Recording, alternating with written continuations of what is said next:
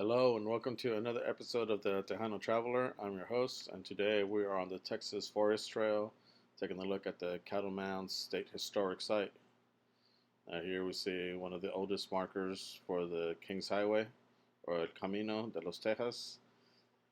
Along the route, you'll come across Caddo Mounds. There's the first mound. It's not really at the park, it's on the other side of the highway, so make sure you stop by and check it out. It's bigger than the other mounds. And here's a new visitor center. There was a horrible tornado that hit a couple of years ago. It completely wiped out the center, but they've rebuilt it, which I am glad because this place is definitely worth a visit. They're trying to get their artifacts back in, and it's very informative coming here.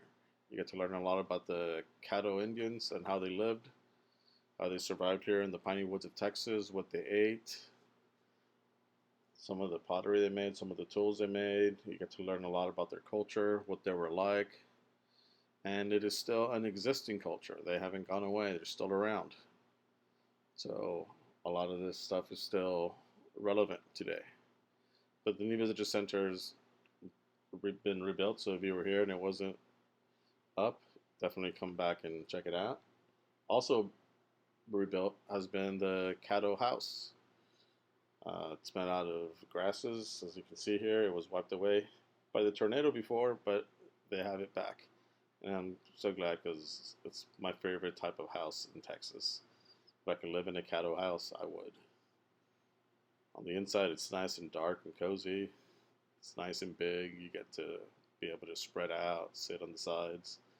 And it's made out of straw, like I told you. It's all packed together and it keeps the wind out and the cold out. And there's the first mound as you're walking, and that's where we're at.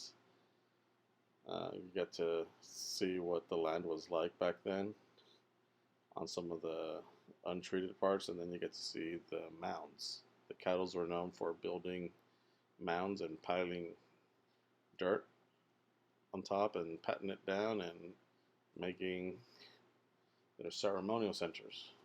Also here is part of the Camino Real de los Tejas.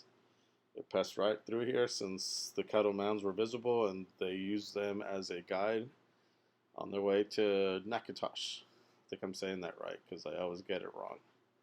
I used to say Natchitoches, but apparently that is wrong.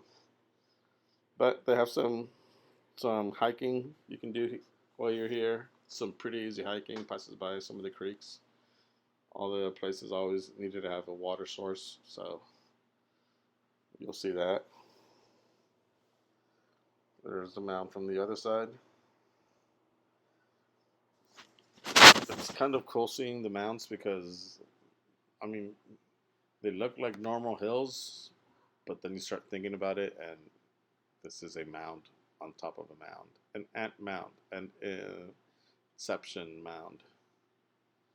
But they're pretty big, as you can see. Like, the camera does not do them justice, so definitely go and check it out yourself so you can see it.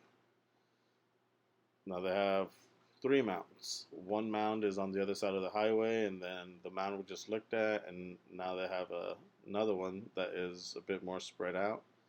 You can't really see the elevation on this, but it's definitely there. And there it is, the low platform mound. It's called low platform because it's a lot lower. And there's some interpretive field guides while you're there so that you can read and learn more about the Caddo. And there's a other mound. They also have the area where they would get the dirt from. It would leave a depression. It was closer to where their water source was. And this place pretty much served as their center. I think it was started around 900 AD and lasted about till 1300, and then it was sort of kind of abandoned but not messed with. That means they left it there.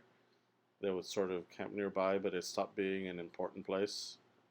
See the size difference? That was a truck that drove by.